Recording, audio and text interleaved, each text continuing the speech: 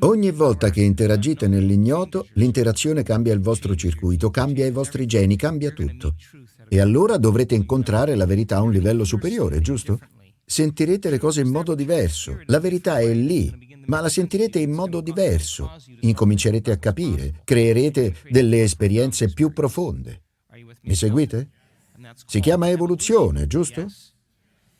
Allora inizieremo ogni meditazione facendo salire la vostra energia, portando la vostra attenzione al centro del vostro petto.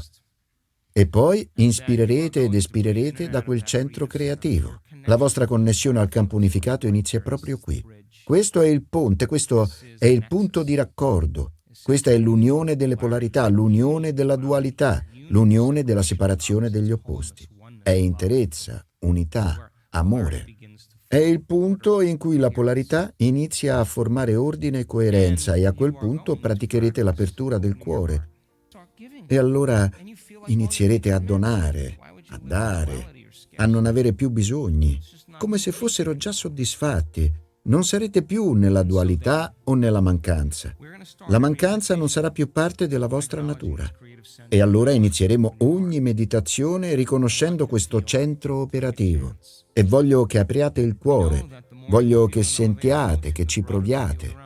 Sappiamo che più sentiamo un'emozione elevata, più si amplia il campo intorno al corpo, lo sappiamo. E quindi emettiamo più energia e riceviamo più informazioni. Il campo intorno al corpo può espandersi fino a 9 metri. Chissà che cosa può accadervi. Tutta quell'energia ha una frequenza e quella frequenza porta un messaggio, un intento, e voi porrete l'intento per il bene supremo di tutte le persone radunate qui in questa sala oggi in ogni singola meditazione. È possibile che accada? Certo. E allora inizieremo ogni meditazione aprendo il cuore, perché dobbiamo associare un'intenzione chiara e un'emozione elevata se vogliamo cambiare l'energia. E tenete presente che tutti possono essere pieni di intenzioni. Sono ricco, eccetera.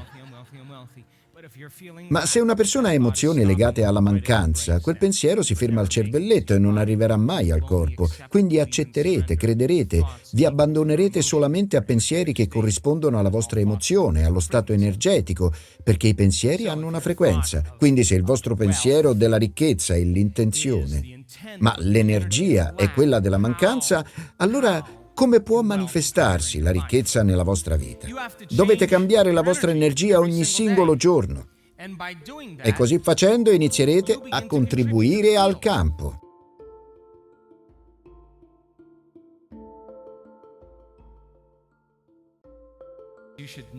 Perché non bisogna giudicarsi in base alle proprie meditazioni.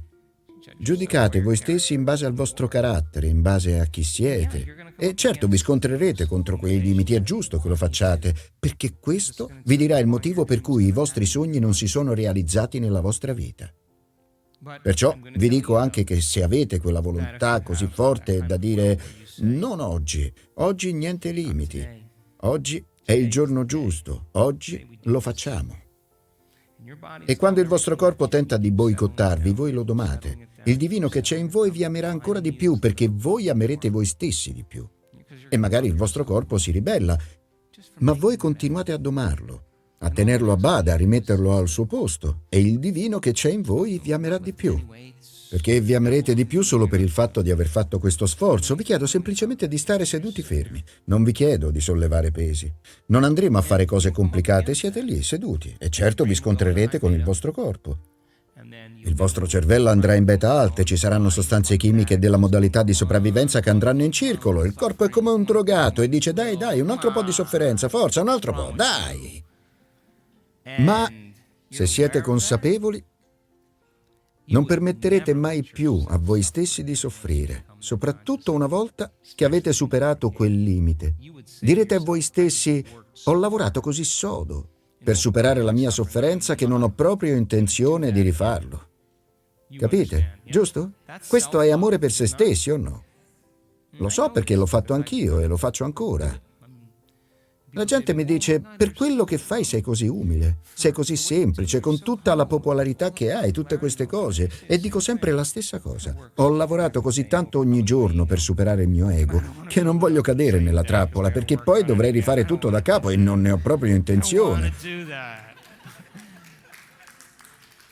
Quando vi scontrerete con tutto questo, voglio che sappiate che dovrete prendere una decisione e quella decisione è se credere che ci sia qualcosa di più oppure no. Perché se vi fermate e credete sostanzialmente che non c'è nulla di più per voi, quello è il confine della vostra credenza emotiva. Avete raggiunto il confine della vostra credenza. Ma quando arrivate a quel punto in cui vi fate questa domanda e dite sì, credo che ci sia di più, se ci credete, allora dovrete continuare ad andare avanti e mantenere l'attenzione su quell'intelligenza amorevole, su quell'amore intelligente. Allora inizierete a credere un po' di più e a impegnarvi un po' di più, o meglio, a impegnarvi più in questo che in qualunque altra cosa.